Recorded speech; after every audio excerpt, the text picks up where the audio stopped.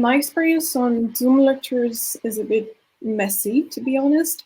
I mean, I hope that it won't last because I can't handle one full year with Zoom session clearly. I mean, we don't have a proper schedule with online session. We can follow the courses whenever we want, and we don't have a very like organized. We don't have this organized week we used to have when we were on campus, and sometimes I don't know, just about technical issues. Sometimes the internet is a bit slow, or those kind of little problems are, in my sense, not worth paying full scholar fees. And I don't really agree with what have just been said. I mean, as an international student, I know that most of international students pay the higher fees in some schools, and I hope that we won't pay the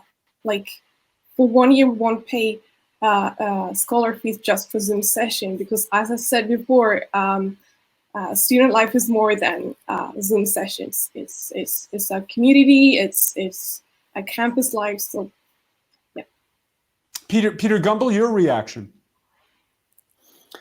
Well, I think there's some interesting developments here. I think the move to put lectures online is actually fascinating because it could fundamentally change the structure of higher education. You could imagine down the road, you have the star professors not necessarily being attached to one institution, but actually going out and doing their own thing and becoming like YouTube influencers in a higher education sense. I think that's certainly what we're seeing in the transition is that some universities have been very good at moving their lectures online.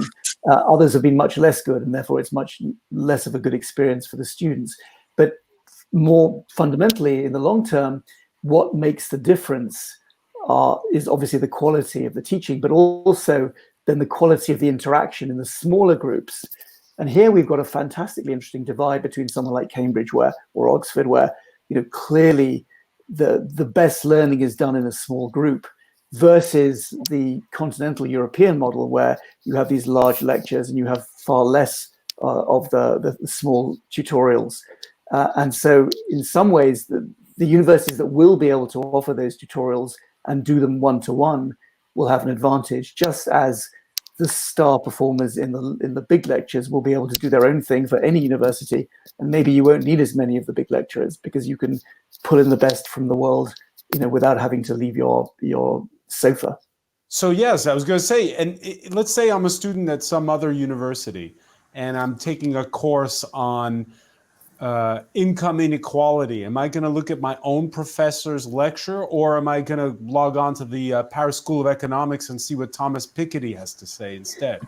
You may get a very serious and very interesting amount of competition going. As I say, the influencer model, it may be that professors start getting paid by the number of tens of millions of students who tune into their lectures. That would be a complete revolution for this industry, for this sector.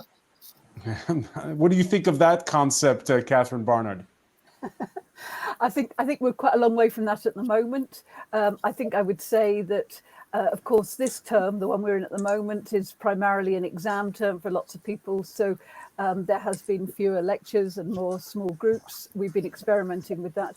But we've still got a number of months now to try and make sure that the offering we make online next term is really very good indeed. Now, as an academic myself, the idea of lecturing without having an audience, without being able to see who's on the receiving end, is a bit difficult. The idea of having just a rather disinterested cat in your living room while you're trying to write and give these lectures wouldn't be great.